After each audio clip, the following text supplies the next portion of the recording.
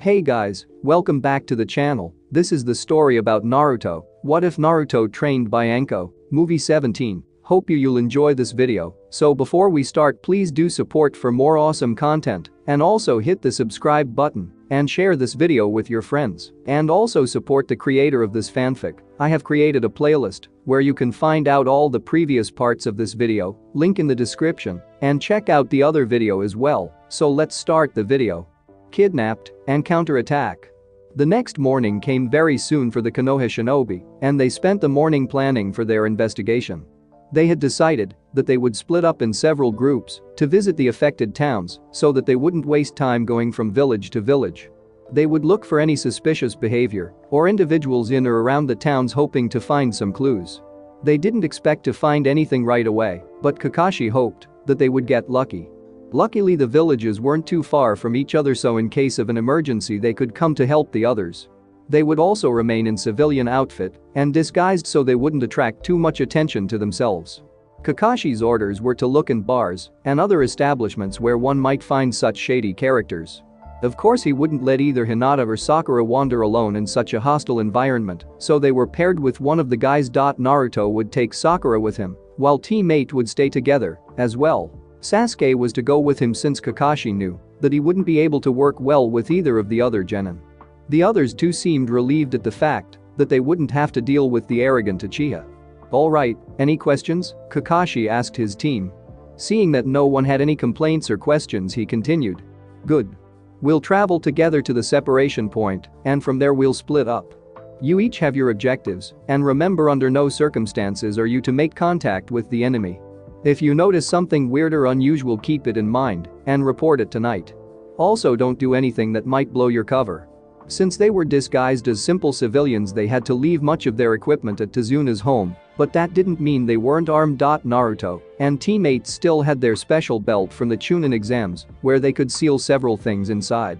It only took a few minutes to unseal any unnecessary stuff and seal some extra kunai and shuriken. Naruto even sealed his sword in his belt, not wanting to leave without it.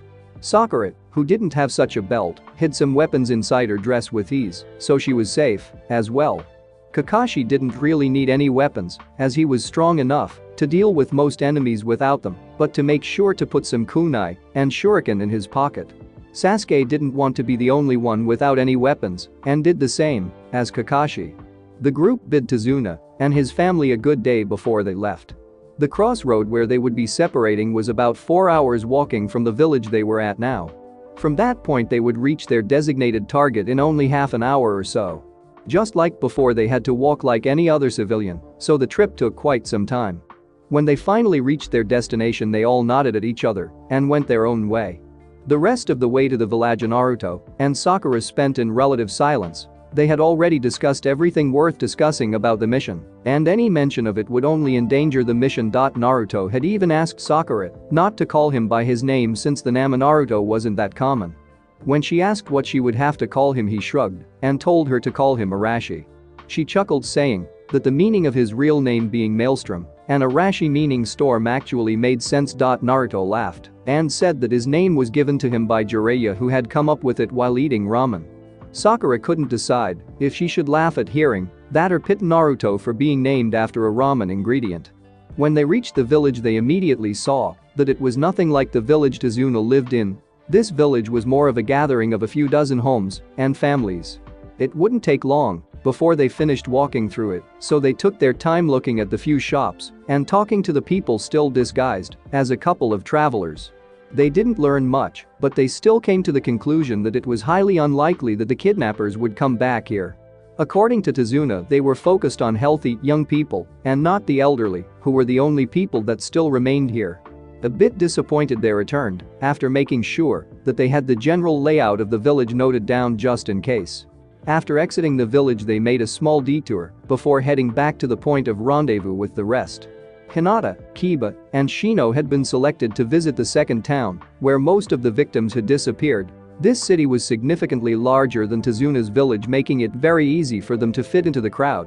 They surveyed the town, paying close attention to the layout and the possible weak points that could be used to sneak in and smuggle people out without anyone noticing. It became very clear to them that there were multiple exits to choose from, making their work a whole lot harder. People of all ages and sorts lived in the village, making this town a prime target for kidnapping. From what they had heard, the kidnappers choose their targets by age and health, especially people between 15 and 30 were abducted, both male and female. Kakashi had made the remark that they probably weren't any prostitution handlers since they also kidnapped men, so it had to be slave traders. This had shocked all of them, not understanding how such a practice could still exist in this day and age. Kakashi regretfully informed me that such things would probably never disappear on their own, so that's why they were here. While walking through the village, they paid special attention to any suspicious people as well. Thugs on the street heard things that no ordinary civilian would, so it was a good idea to get close to them. Of course, you didn't just walk up to one of them and ask questions, since that would alert them that something was going on. You had to spike their interest by selling or buying something, and that way you might get lucky and hear something of interest. After they confirmed several locations where the town's thugs came together to gamble or drink, the three of them continued through town without any trouble. It didn't take long to return to the point of rendezvous where Naruto and Sakura were already waiting. Kakashi and Sasuke didn't need much time either. They scouted the village fairly quickly, as it was only a bit bigger than Tezuna's village. They did, however, notice some very shady bars and places where a lot of information could be gathered if they played their cards right, but that was for later on. This village seemed to be composed mostly of elderly people or very young children, making it unlikely that the kidnappers would return. Sasuke, however, wasn't as pleased when returning to meet the others. He had hoped to find something so he could show the rest how good he truly was, but unfortunately nothing came up.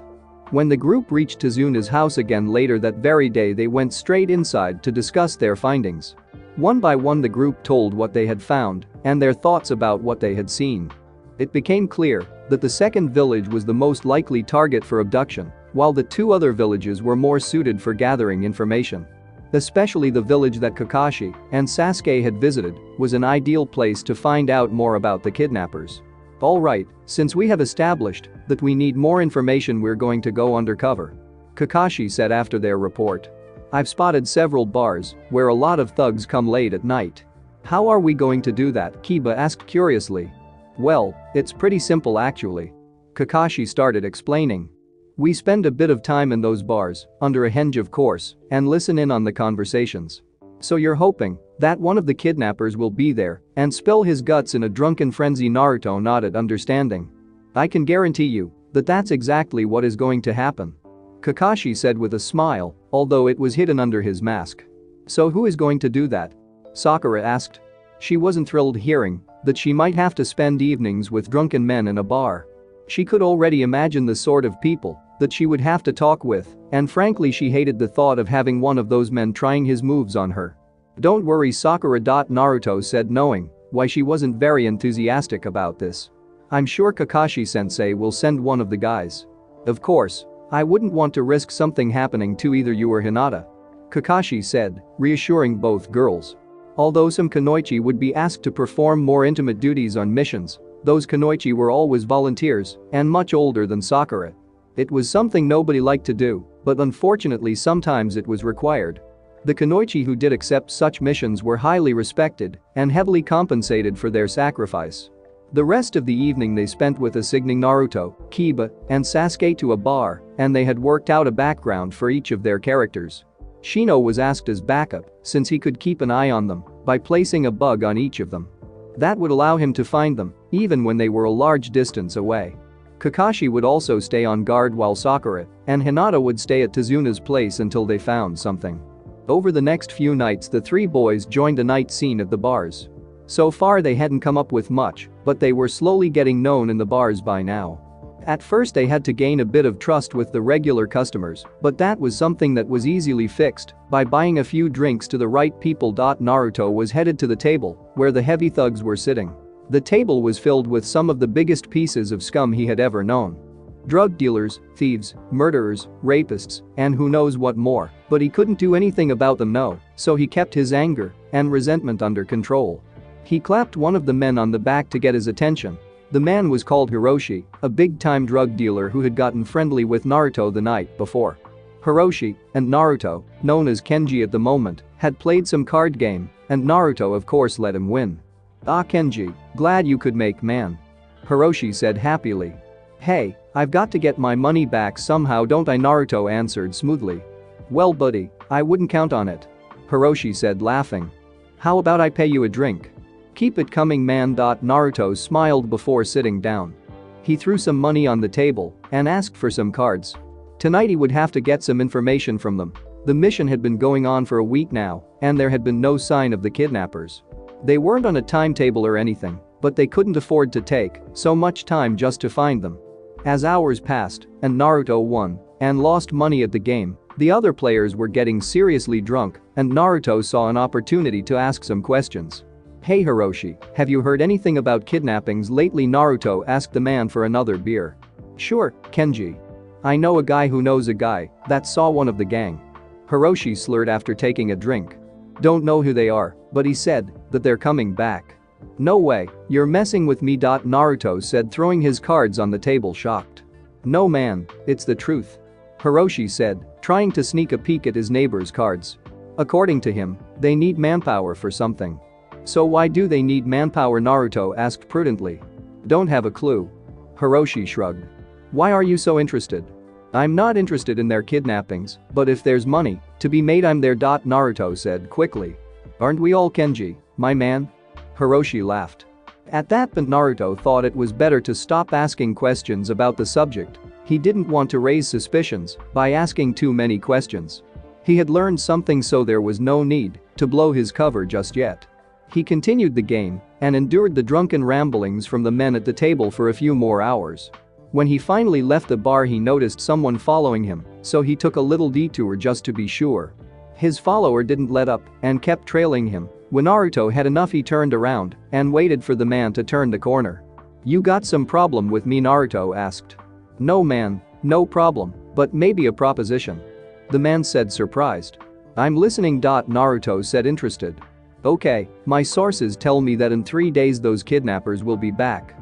The man said quietly, making sure nobody overheard. I was thinking that maybe we can use the distraction to enrich ourselves by emptying the places of the people they kidnap. Are your sources solid? I wouldn't want to get caught in the confusion. Naruto said inwardly jumping for joy when heard this information. They're solid, my brother knows a guy who's involved with these kidnappings? The man said reassuringly. 3 days from now? What town? Because there isn't much to get around here that is interesting enough to risk this, Naruto said, pretending to think about it.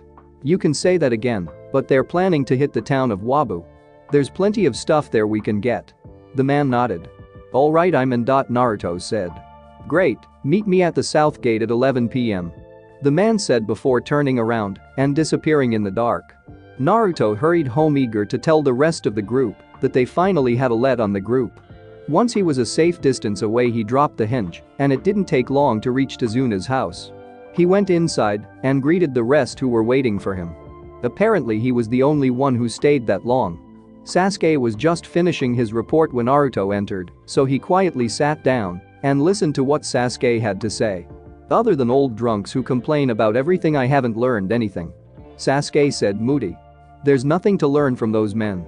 Alright Sasuke, thanks for your effort, and I agree with you. Kakashi said. Maybe it's time to switch to another bar?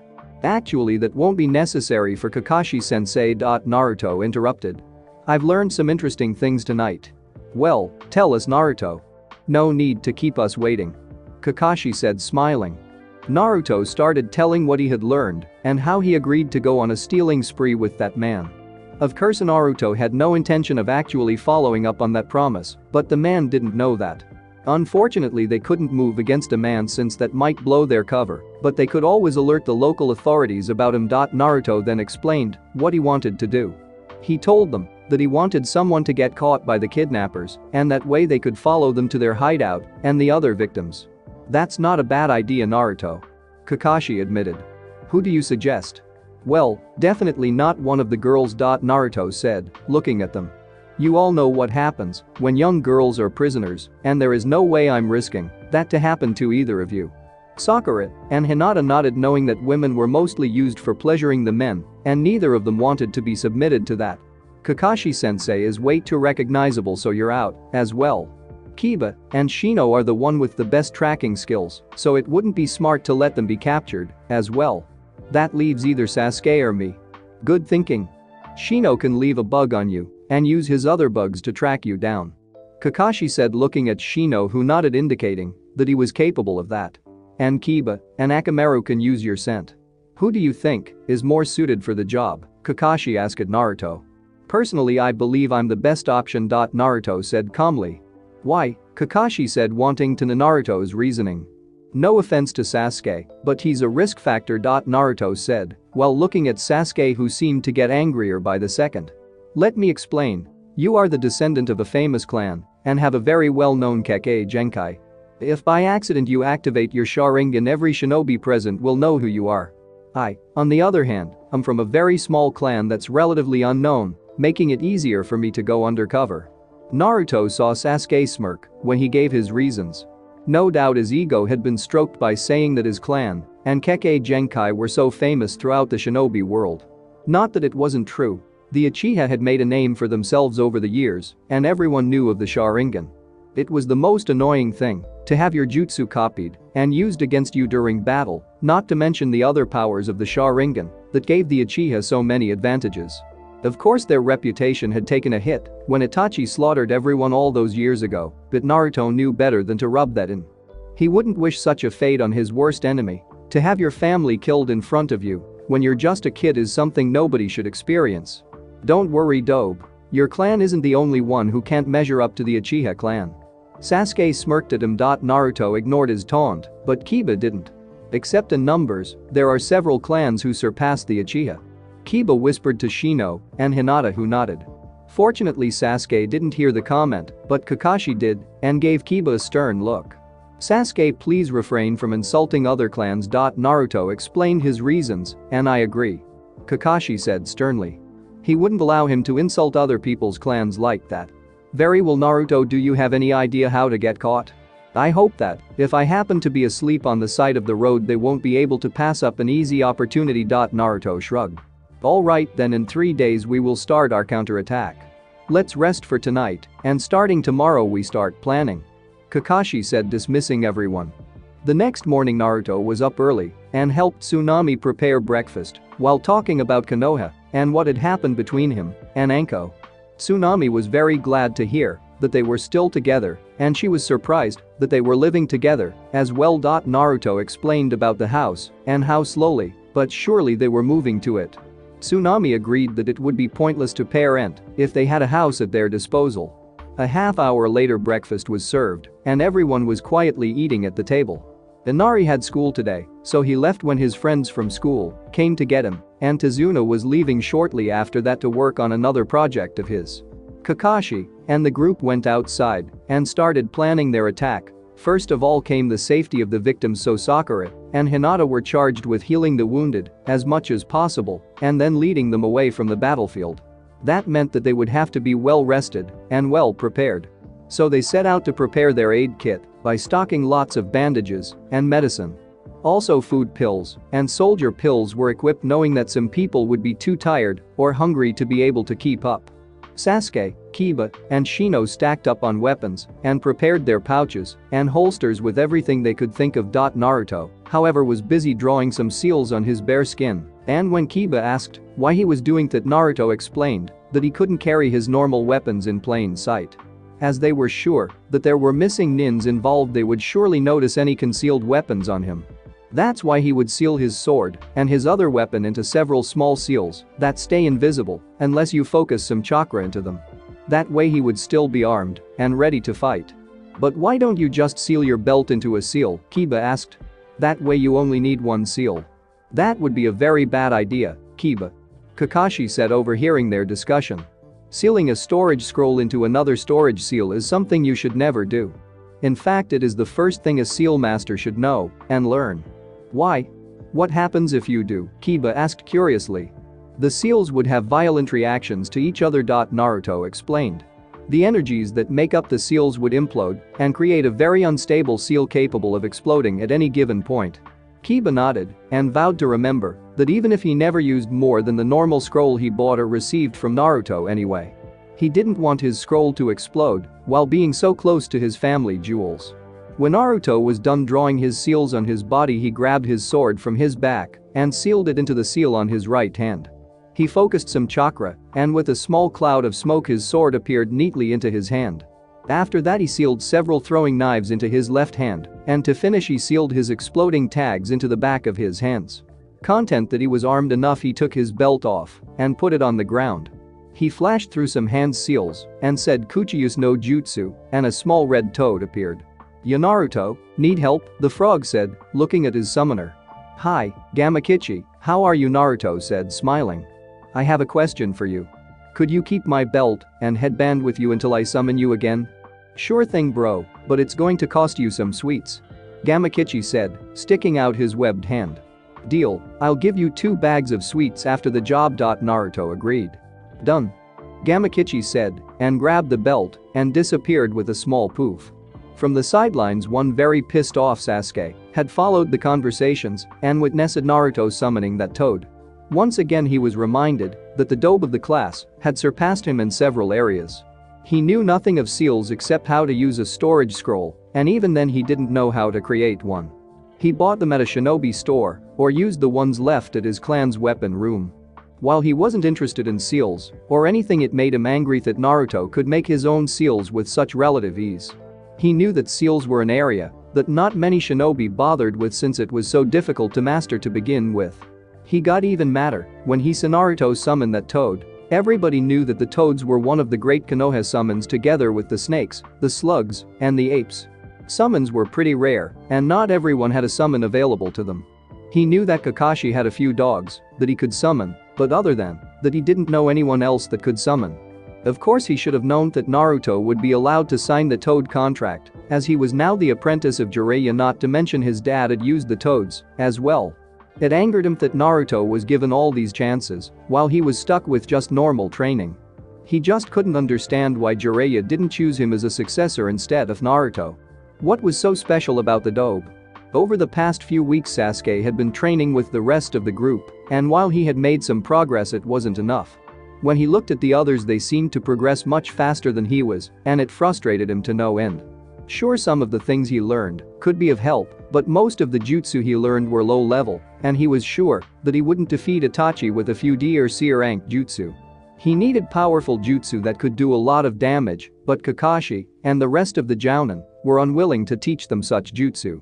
According to them, he had to learn these weaker jutsu in order to be able to fully understand the more powerful jutsu. It was all bullshit to him. The way he saw it was that they didn't want him to get too strong too fast. He was seriously considering just leaving the group and training on his own. The problem with that was that he wouldn't have anyone to teach him, so that wasn't a solution either. He sighed and decided that he would have to endure for the time being until he found a way to get some real training. He would have to think about it later on, since Kakashi called them all together for some last instructions. The next 3 days went fairly fast for everyone. Naruto, Kiba, and Sasuke continued to visit the bars hoping to find out some extra information, but nothing had come up. Naruto, however, did meet up with his would-be accomplice to discuss their plan for stealing from the abductees, but other than that nothing happened. So on the evening of the attack, Kakashi and the gang were getting ready to execute their plan. Naruto was disguised as a homeless young man. He didn't use a henge, deciding that it was a risk not worth taking. He would pretend to be asleep alongside the road the kidnappers used. He was convinced that they wouldn't be able to pass up the chance for an extra victim. "Kakashi-sensei, I'll leave a kage bunshin with the rest of you," Naruto said suddenly. "When you're ready to start the attack, just hit it, and I'll know what to do." "I see you use Kage Bunshin's abilities quite well, don't you, Naruto?" Kakashi nodded. "Shino, please place the bug in Naruto." Shino nodded and instructed one of his bugs to hide itself in Naruto's hair. He then explained that the bug was emitting a very strong scent that attracted the male of the species from miles away. That way he would be able to track Naruto no matter where he went.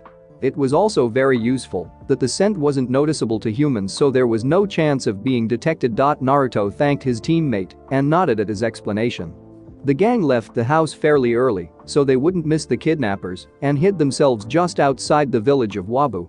For the next few hours they waited in silence. When it became dark they were extra careful, and Hinata had been charged to use her Byakugan to spot the kidnappers. Several hours later, just before 11 p.m. she notified them that a group of about 20 men were approaching the village. Kakashi nodded to Naruto, who promptly left so he could take his position. It didn't take long for the kidnappers to find their victims, and soon the group was traveling back to where they came from.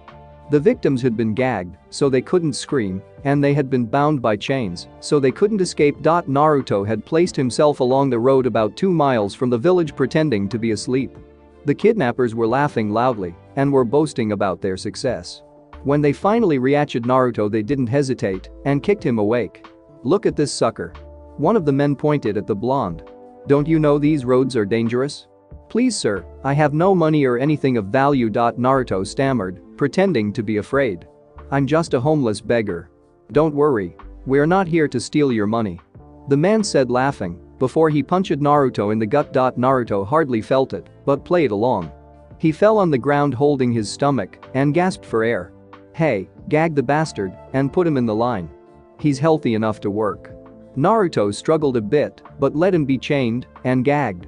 So far everything went according to plan, and he knew his friends were following him from a distance.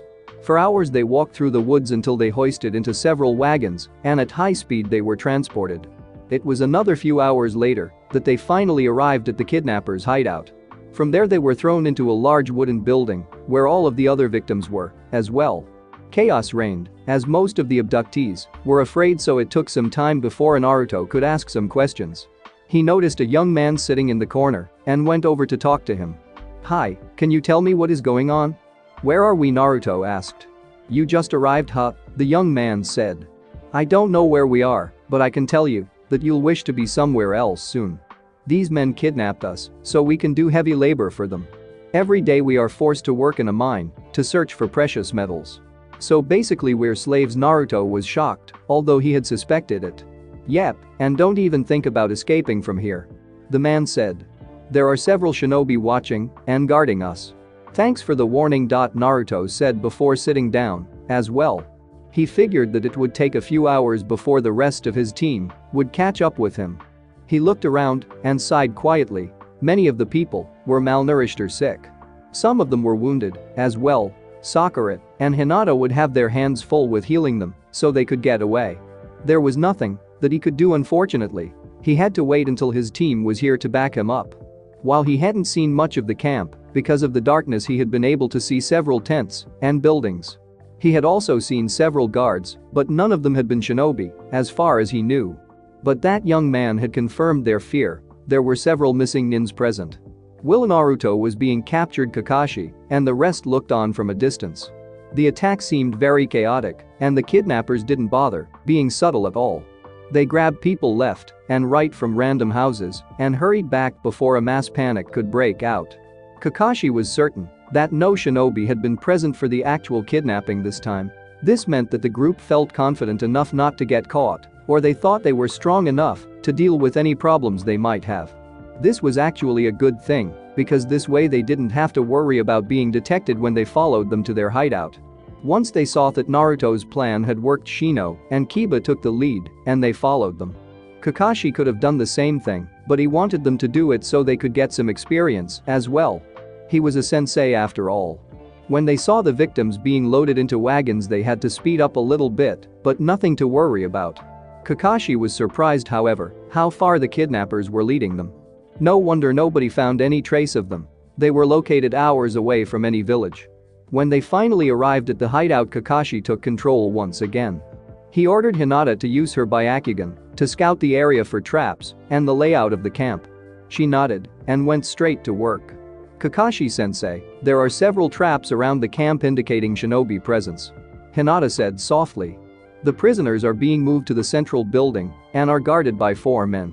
The building is facing towards the camp, but the back is facing the forest behind it." "What about the rest of the camp?" Kakashi nodded. "There are 2 small barracks on the east side, another one on the west side as well," Hinata said calmly. "I haven't seen any shinobi, but there are about 20 to 30 men in the camp." "Okay, let's get ready to start the attack," Kakashi said, motioning them to get closer. "Hinata, Sakura, you are to position yourselves in the forest behind the prison." The 2 girls nodded. Kiba and Shino, you guys take care of the two guards on the back and take out anyone who tries to get at the hostages. Sasuke, you take out the small barracks on the west side, while I'll deal with the two barracks on the east side. We attack in 5 minutes. Kakashi then turned to Naruto's Kage Bunshin and asked if the clone understood everything. The clone nodded, saying that he got everything and allowed Kakashi to hit it on the head. Kakashi nodded to his team and they went to their assigned positions. Naruto sat up a little straighter when he received the information from the clone and smirked. Thanks to the abilities of the Kage Bunshin, he now had the necessary information to act. He casually stood up and walked around a bit, pretending to be pacing around with his hand behind his back. The guards didn't notice how he forced some chakra in the seals on the back of his hands and two small throwing knives appeared. He quickly hid them in his sleeves and waited for the 5 minutes to pass. He didn't have to wait long as several explosions shook the ground and acted as a sign for him to attack. The guards were startled by the explosions and turned their heads, which proved to be a big mistake. As soon as their heads were turned, Naruto spun around and let his throwing knives fly.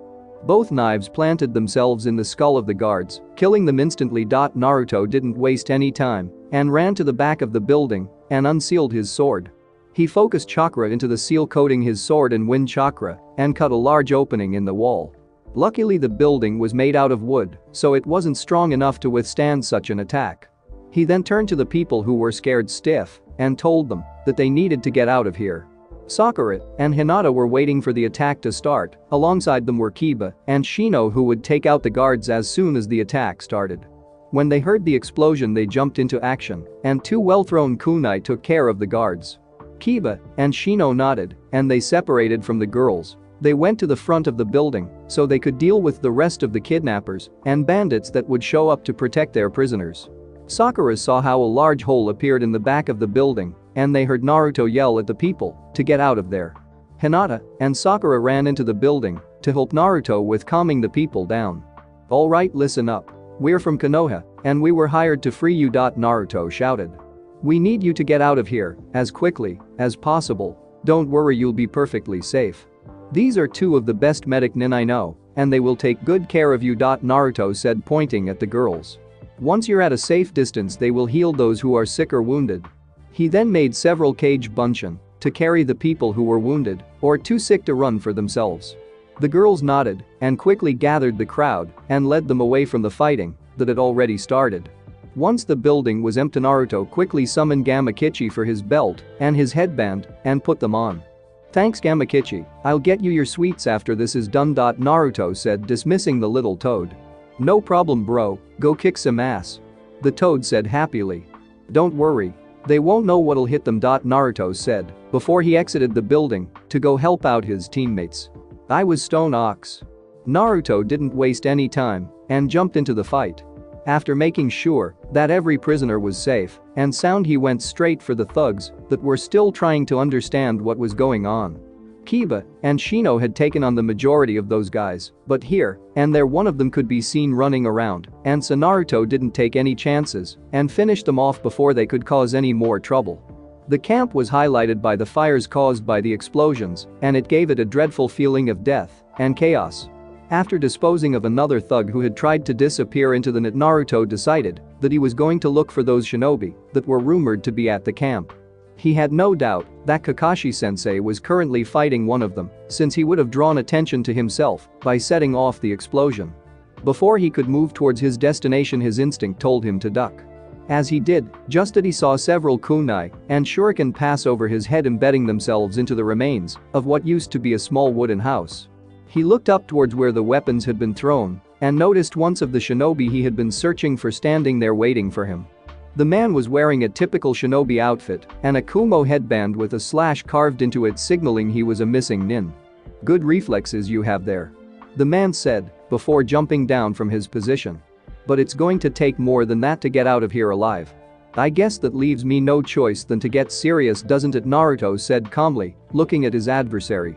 The man didn't seem particularly strong or menacing, but he knew better than to get overconfident. "My name is Sora Akira. I am Chunin from Kumo," the man said. "Namikaze Naruto from Konoha." Naruto said, introducing himself before unsheathing his sword slowly. Naruto didn't want to waste too much time and decided to be the first to attack. He focused some chakra into his legs so that he would gain some extra speed and shot forward towards his adversary, who seemed to be shocked at Naruto's speed.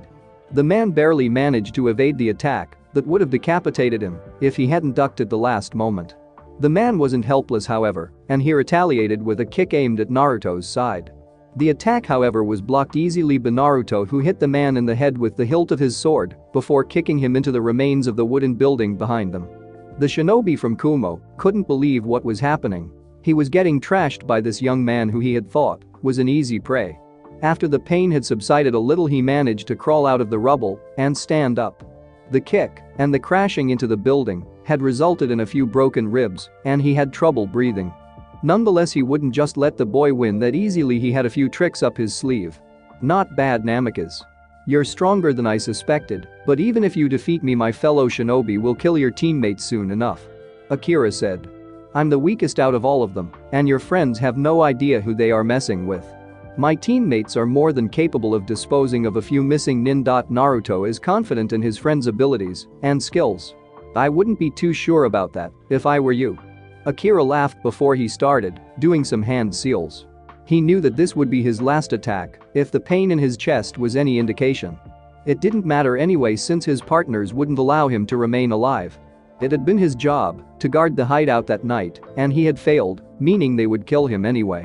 He started concentrating chakra around his hand and yelled out Raiten, Raikyu no Jutsu, and a ball made of lighting formed in his hand. He looked at Naruto and launched the ball towards him. Naruto was fascinated by the attack. It resembled the Rasengan in some way, but he knew the attack was much weaker than the Rasengan. The ball lit him straight in the chest, and Naruto screamed out in pain. Akira was confused when his attack worked. He thought that Naruto would have more than enough time to evade the attack, but apparently he had overestimated the young shinobi. His face had a large smile, and if his chest didn't hurt that much, he would have let out a yell of victory. But then he looked at Naruto, who seemed to just stand there, and to his shock, Naruto exploded in a puff of smoke. Akira looked around him, knowing that he had been tricked by a cage bunshin and that the real Naruto was hiding somewhere. Frantically looking around, he failed to notice Naruto crouching behind a tree just 10 feet away from him. Naruto did a few hand seals and slammed his hands into the ground and said Doten, Chijuyari. Almost instantly, dozens of spears were made out of earth and rock shot out of the ground. Akira, who was still looking where his opponent had been hiding, didn't notice them until it was too late. Several of the spears pierced his body, pinning him to the ground. He yelled out in agony before the spears disappeared, and he fell to the ground bleeding heavily. Naruto approached him and paid his respects by nodding to the man. "When did you make that B bunshin?" Akira managed to say. "I made it when you were buried in the rubble after my attack," Naruto explained. "You gave me more than enough time to come up with a strategy to beat you. And nicely done, kid," Akira said before the light disappeared out of his eyes. Naruto kneeled before the man and took away his possessions like his pouch and holster before taking out a storage scroll. He placed it on the ground and then rolled Akira's body on it. He focused some chakra into the seal, and the body vanished, only leaving the scroll. Naruto figured that he could use the bounty that this man had, just like he had used Zabuza's bounty. Everyone needed money, and while missions paid well, an extra bit of cash is always welcome. Naruto pocketed the scroll and went in search of his teammates. Sasuke was in a bad position after he and Kakashi had detonated the exploding tags. They had separated and engaged in battle. He had disposed of a few thugs along the way, but those were hardly worth mentioning. He wanted to fight a strong opponent. He wanted someone that would challenge him and make him break his limits. He didn't really care about the abducted people, since he didn't know any of them. That wasn't to say he agreed with how they were treated. He may be a brooding antisocial bastard, but he still had a heart. Innocents should never be involved with shinobi business, and he despised those who preyed on the weak. That was one of the reasons he wanted to be strong at all costs. The strong prey on the weak, just like his brother had done on the night he had slaughtered his family. On that night, Sasuke was the prey, and he never wanted to feel like that again. He was ashamed that he had been useless and helpless to save his family, and he was even more ashamed of the fact that he had been terrified to the point of crying when his brother stood before him. From that day on, he swore that he would become strong, no matter what the price was. His brother had instructed him to become strong so that they could fight again, and Sasuke had promised himself that when that day finally came, he would kill his treacherous brother. He would bring back honor to the Uchiha name, and once again the Uchiha would be recognized as the strongest shinobi clan to have ever existed. That had been his motivation to live, to fight, and to become the best. Now however Sasuke was back to being the prey, and it infuriated him to no end. After disposing of those thugs he had encountered a missing nin, and he had eagerly engaged into battle with the man. Sasuke had started his attack with a small kaiten jutsu trying to surprise the man, but that hadn't worked out like he had planned. The attack never reached the man, as he created a giant wall rising from the earth blocking the flames. When the flames died the wall sank back into the ground, and Sasuke could see the man was now looking at him. Sasuke too could now see the man more clearly, and he had to admit that the man seemed very strong. The man was easily 6 feet tall and was ripped with muscles. His face had a few scars with a Iwa headband around his neck, but his eyes were what shocked Sasuke the most. The man's eyes showed experience, skill, knowledge, and more than anything they showed recognition. Oh, what do we have here? An Uchiha. Last I heard, that the whole clan was slaughtered except 2 survivors. The man said, intrigued looking at Sasuke. Sasuke didn't bother to reply and threw several kunai and shuriken at his opponent who just evaded them or repelled them with his own weapons. Sasuke smirked and tried to engage the man with taijutsu. He threw a punch aimed at the man's throat, but his fist was slapped away. He followed his attack with a low kick, but the man just jumped right over it. Sasuke was getting annoyed. Even with his Sharingan active he couldn't hit the man. He continued to attack, but each time the man dodged or blocked his attacks with ease. "You're not bad little Uchiha, but you're not quite there yet I'm afraid," the man said calmly while ducking under a punch. Sasuke was seething mad at how this was going. Not only was the guy blocking his every attack he was also mocking him and his name. Sasuke continued his attack and tried to hit him with a kick to the man's face, but his foot was stopped when the man caught it with his hand. The man just grabbed Sasuke's foot with both hands and turned around before pulling Sasuke over his back and slammed him into the ground hard. Sasuke hit the ground hard and he felt the air being forced out of his lungs. He struggled to get up and breathed heavily. The hit had done some damage, but it was more the surprise of being caught that had done the mental damage. He hadn't seen anything even with his Sharingan activated. Normally his Sharingan would allow him to anticipate his opponent's attack and movements. He didn't quite understand what was going on, and he didn't like that feeling. "What's the matter little Uchiha? I hope I didn't scare you too much there," the man said laughing. "You don't scare me. I'm an Uchiha, and nobody can defeat an Uchiha," Sasuke said, rising to the man's taunts. "Nobody can defeat an Uchiha? Oh, that's a good one." The man laughed even louder. "Listen kid, I've fought with more than one Uchiha in my lifetime, and while they might have been formidable opponents I was the one to walk away." "Lies, only an Uchiha can defeat an Uchiha. We're the strongest shinobi clan in the elemental countries," Sasuke said angrily. "Look, I understand that you want to defend your family's honor and all that, but that's just pure nonsense." The man shrugged. "No matter how strong you are there's always someone stronger, you should remember that.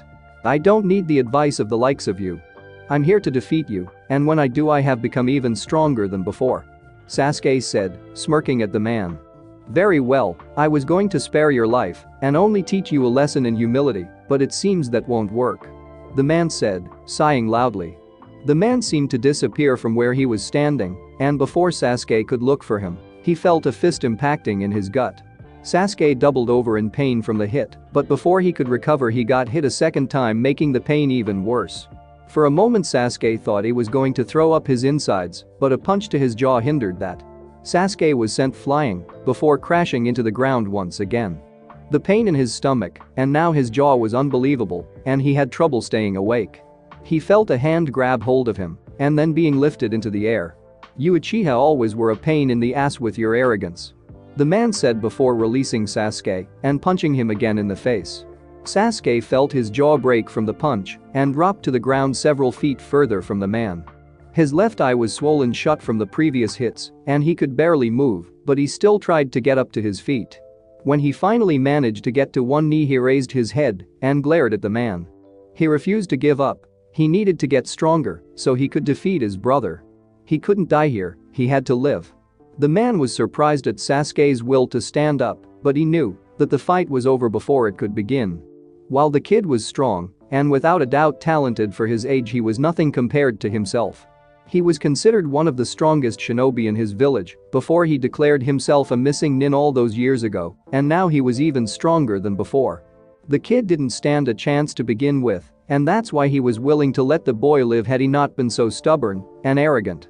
Also, the memories of his friends and family being killed by the Uchiha during the war were egging him on to dispose of the boy.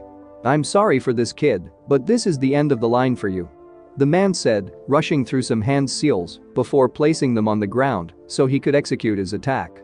Before he could, however, he noticed movement from his left side and he stopped his jutsu.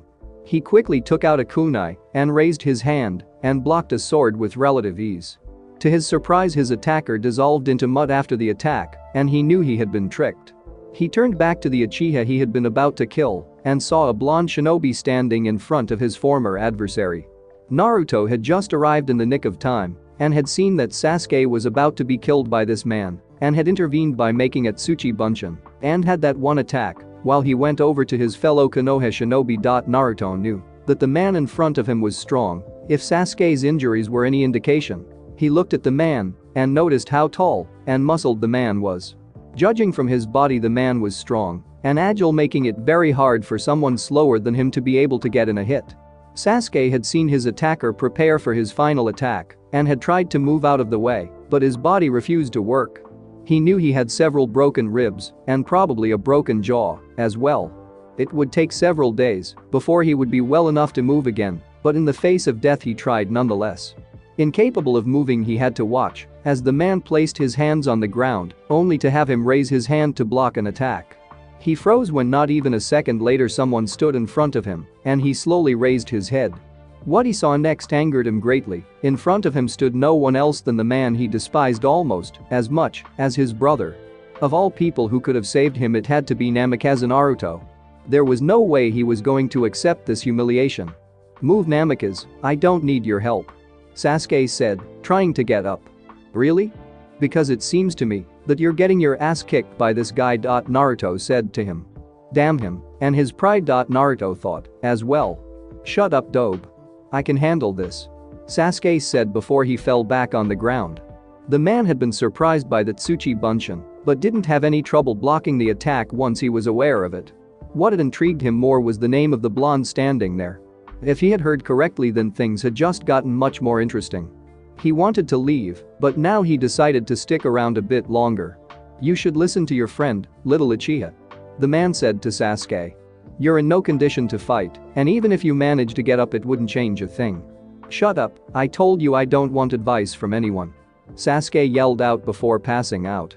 It seemed that this last action had cost him his remaining energy. Naruto made a Kage Bunshin and told it to take Sasuke out of the camp to Hinata and Sakura so they could heal him. The clone nodded and picked up Sasuke before throwing him over his shoulder and disappearing into the dark forest that surrounded the camp. The original Naruto then turned to the man that had allowed him to take care of his comrade. "Thank you for allowing that." Naruto said thankfully. "No problem, I have no interest in the Uchiha," the man said. "You, however, I want to know about. The Uchiha called you Namikaze, if I'm not mistaken?" "That's right, my name is Namikaze Naruto of Konoha." Naruto nodded. "I see.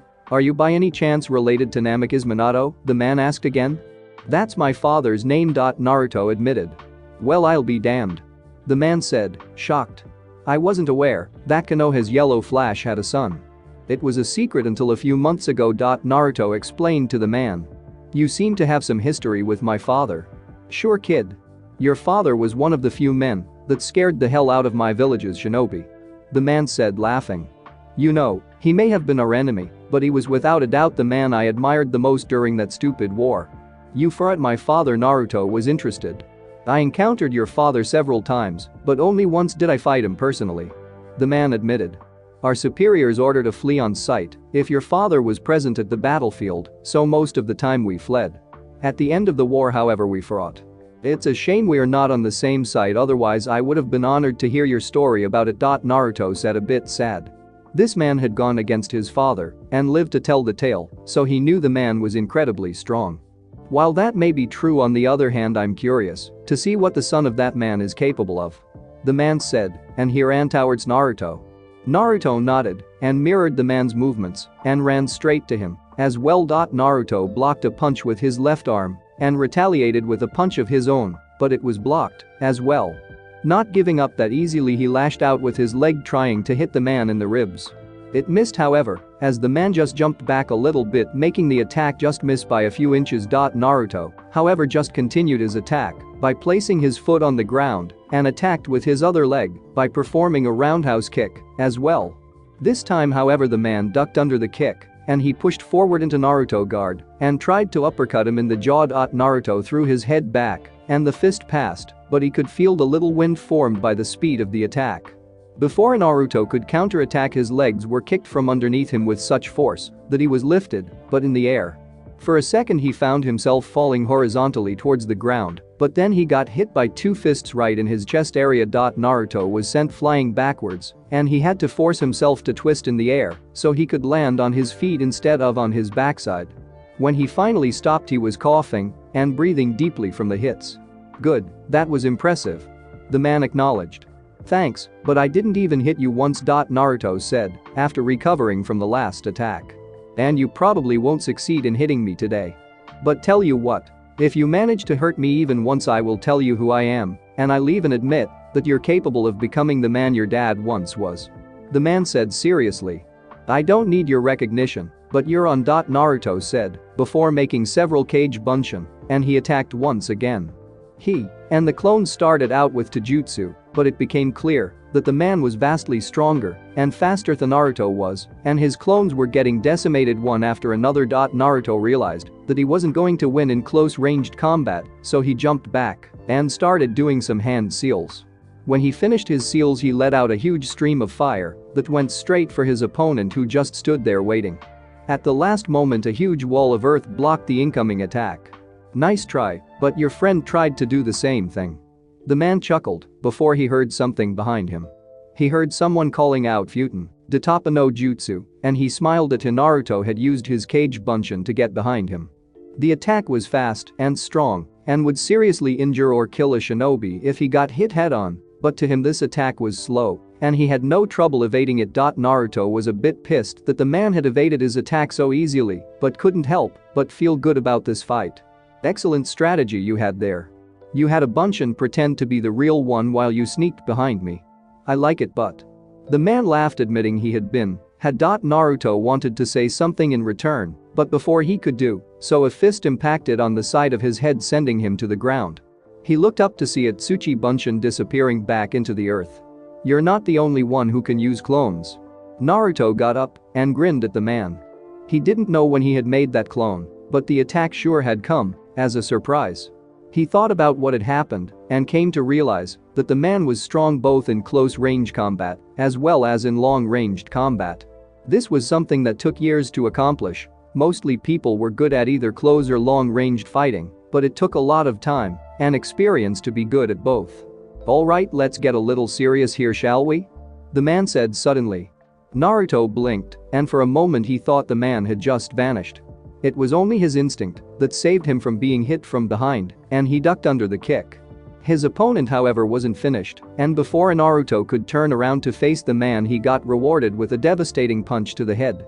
He stumbled a bit from the hit right into another attack, where his opponent's clasped hands hit him right on the head. By this time Naruto's vision was blurry, and he had trouble seeing, which made him very vulnerable to new attacks. To his surprise, the next attack didn't come, and he got the time to recover a bit. Once he got his bearings back, Naruto attacked once again. He wouldn't just be a punching bag after all. But no matter how fast he attacked or how many punches or kicks he threw, he never managed to hit his opponent. Naruto was starting to get frustrated, and it took him a few seconds before he calmed down enough to think clearly again. He was starting to get tired, and the hits he had suffered to the head were taking their toll as well.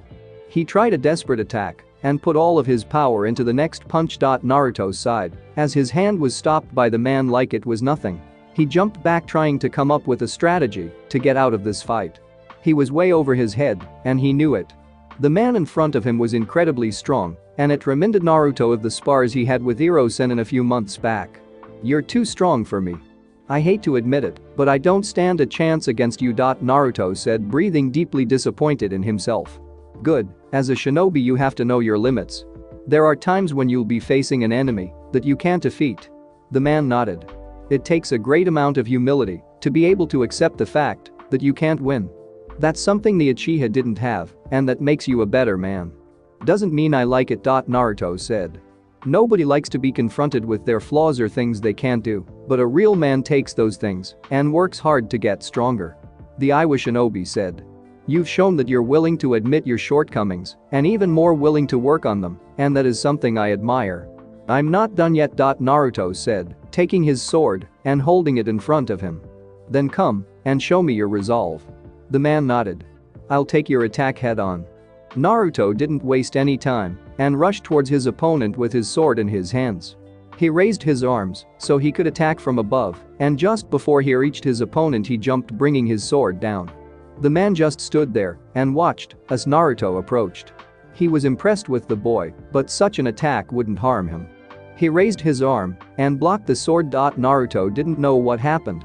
The man had blocked his sword with his bare arm, and he didn't even get a cut. His sword was capable of cutting through rock, but was unable to cut this man's skin? What the hell was going on here? The man didn't wait until Naruto had recovered from the shock and threw punch after punch, hitting Naruto several times before he could do anything. The man's punches came faster, and so Naruto was unable to evade or block them. Punch after punch, Naruto got hit, and when he was sent flying thanks to a powerful hit to his chest he almost lost consciousness. He hit the ground hard, and he was hurt badly. He knew he had several broken bones, and more than likely he had a concussion as well. This fight had gone wrong very fast. He coughed up some blood and managed to sit up before glaring at his opponent. What do you say, kid? One last attack before we finish this? The man said calmly. Naruto didn't answer, but focused all his energy into getting up. It took him about a minute before he stood up on shaky legs, but he had done it. He picked up his sword and readied it for his final attack. He raised his arms and held his sword to his right above his head. He didn't have the energy to make a cage bunshin, so this attack would have to do it. He would force everything he had into it. His opponent too was ready for his last attack, although he had more than enough left for several attacks. The boy was strong, there was no doubt about it. The fact that he was standing after that last attack told him more than enough. The boy had power and skills, but it wasn't enough for him to win. He would honor the boy by using his favorite jutsu to finish the fight. But first he would let the Namikaze attack. He was curious to see what the boy had planned. Naruto was ready, and he had put as much chakra as possible into the seal on his sword. He noticed that the man was waiting for him to attack and nodded. As fast as he could he brought down his sword in a diagonal way from above right to below left and yelled out Tengoku Seiden Kei's no Jutsu, once again relying on his favorite Kenjutsu technique. The cutting wind raced towards the man who was looking at the attack with white eyes before he brought up both arms in front of him to block the attack, only to be knocked back several feet. After blocking the attack he lowered his arms and looked at Naruto before looking at his arm. To his surprise a small cut drawing a little blood appeared where the attack had impacted. Nicely done, kid, you managed to wound me, even if it's only this little cut. The man said loudly. You're worthy of knowing who I am. In my village I am known as Stone Ox. This isn't my real name, but most know me by this name. It was a pleasure fighting Namikaze Naruto, and hopefully you'll be much stronger by the time we meet again. The man now known as I was Stone Ox then went through some hand seals before several dozen small rocks lifted from the ground and floated around him.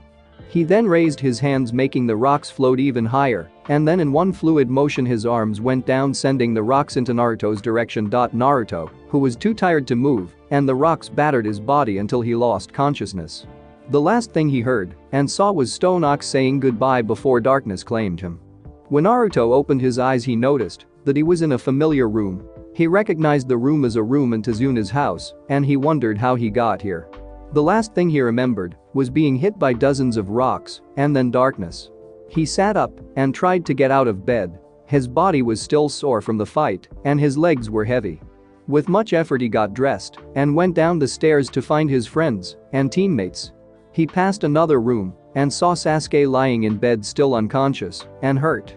For a second he pitied the poor boy because unlike Naruto he didn't have healing powers, meaning he would have to heal naturally, which took much longer even when he got help from two medic nins. He heard several voices in the living room, and he opened the door, causing the people inside to turn towards the opening door. When Hinata and Sakura saw that it was Naruto, they shot up and helped him sit down. They gave him a lecture that he wasn't allowed to be up yet, but he told them that he was feeling fine. Hinata knew about his healing power, so she didn't push it as hard as Sakura, but she still agreed that he should have stayed in bed.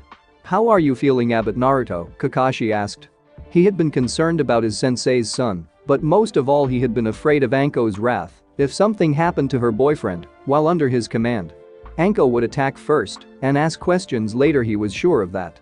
Now that Naruto was up, things wouldn't be that bad. "I'm fine, just a bit sore and a little headache, but otherwise I'm doing okay," Naruto said. "What happened?"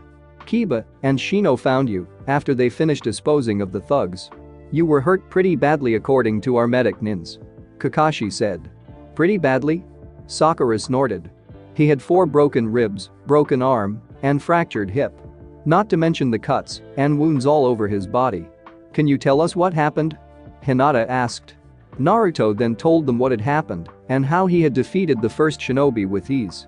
He told them about how he found Sasuke in the nick of time to save him from that last attack and how he had fought Iwa's stone ox. When Kakashi heard that name, he gasped but told Naruto to continue his story. Naruto also told them how he didn't stand a chance against the man and how easily the man defeated him. "Do you know the man, Kakashi-sensei?" Kiba asked him. "Actually, I do know him, even if it's only by name." Kakashi nodded. "It was during the Third Shinobi War, where Konoha was fighting Iwa. I was just promoted to Jounin status, and Naruto's dad was my sensei and squad leader at the time. It was a time of death and despair beyond anything I had ever seen.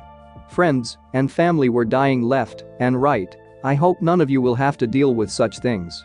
"Wait a minute, the Third War was almost 20 years ago. You were a Jounin at such a young age?" Sakura asked, surprised.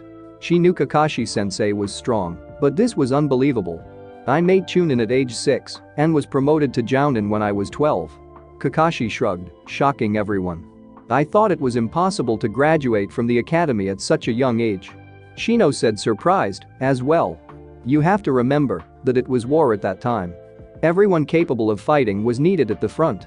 Of course, I didn't always fight at the front lines, but sometimes it was needed," Kakashi said. "So how did you hear of this stone ox?"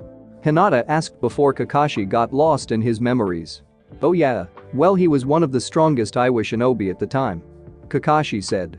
"You see, while Konoha had the yellow flash, Iwa had the stone ox.